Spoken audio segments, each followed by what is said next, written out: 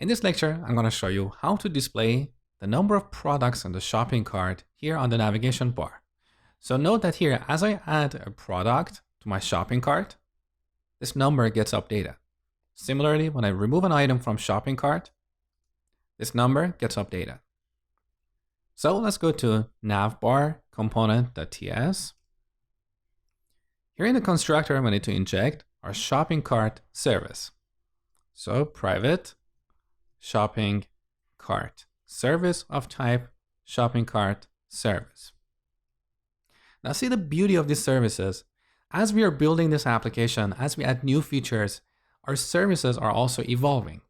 Now our shopping cart service has a nice API. Look, shopping cart service dot. We have a bunch of methods that we can reuse in multiple places. So if I want to add a product to my shopping cart, or if I want to get the shopping cart, I don't have to think about how to do this. The implementation is somewhere else inside our service. We simply call these methods to get the job done. So here let's call get cart. Note that it returns a promise of observable. So we need to await this in order to get our observable. And this means because we cannot await a method in our constructor, we need to implement the onInit interface. So implement onInit. Now let's add ng onInit. Make it async. And I prefer to move all the initialization code inside ng onInit. So it's not like some of the initialization is done in the constructor, the rest is done in ng onInit. We do everything inside this ng onInit. With this, our code is more consistent in terms of object initialization. So here we need to prefix this with this, and similarly here. Okay, at this point we have a shopping cart observable. So let cart observable equal this. Now I don't want to define this cart as a field here and then unwrap it with the async pipe in our template, because the calculation of the number of items in the shopping cart involves some logic. So we can't write code like this. Let's say if you have a shopping cart, we can calculate the number of products like this. That doesn't work because each item has a quantity. So we need to add all these quantities together and then display it on the navigation bar. So we have an observable. Let's subscribe to it here to get a shopping cart.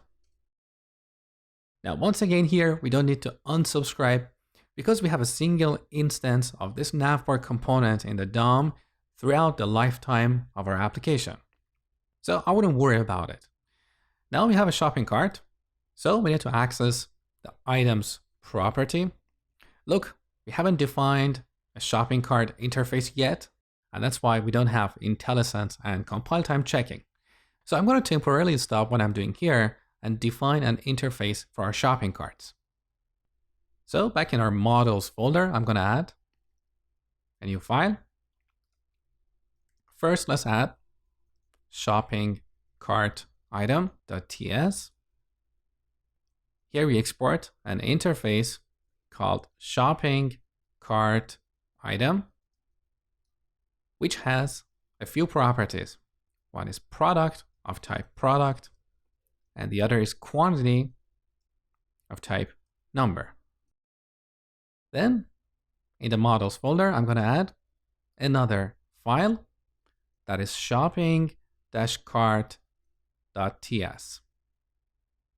And here we export another interface, shopping cart, that has a property called items, which is a shopping cart item array.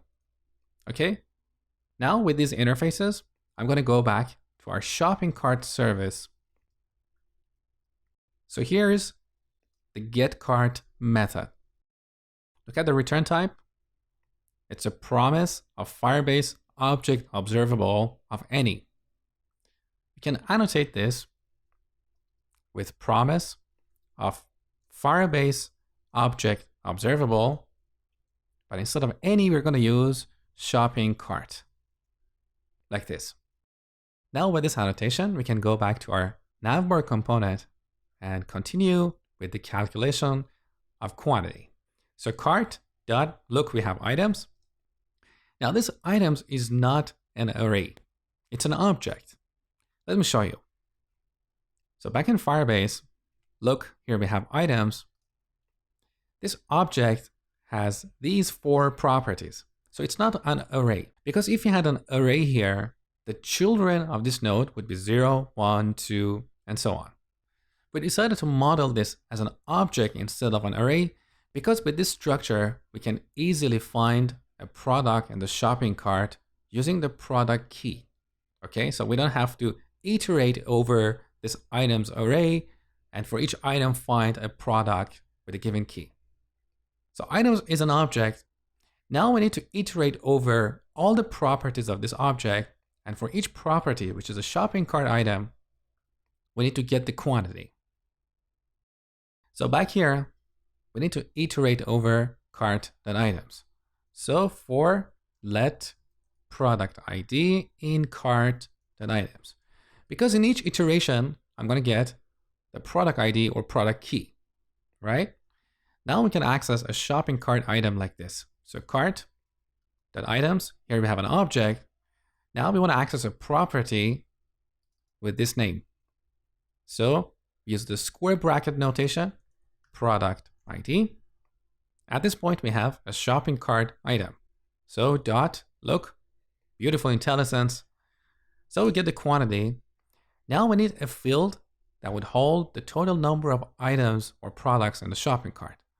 So on the top, I'm going to define a field called shopping cart item count. This is a number.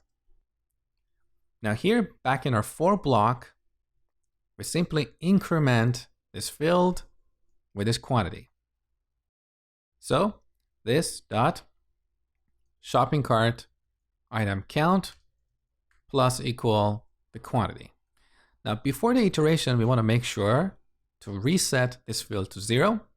So this, the shopping cart item count, we set it to 0. Beautiful. Now with this subscription, every time there is a change in our shopping cart, so if we add a product to the shopping cart or remove one from it, this logic will be re-executed. Okay?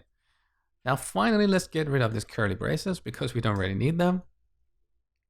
Now let's go to our template and display this shopping cart item count field. So navbar.html. This is where we have our shopping cart link. I'm going to break this down. Let's put this on multiple lines. Here, after the shopping cart label, I'm going to add a bootstrap badge. So in order to render a badge, we need a span with the class badge and also badge-warning to make it look yellow and badge-pill that would make it look round.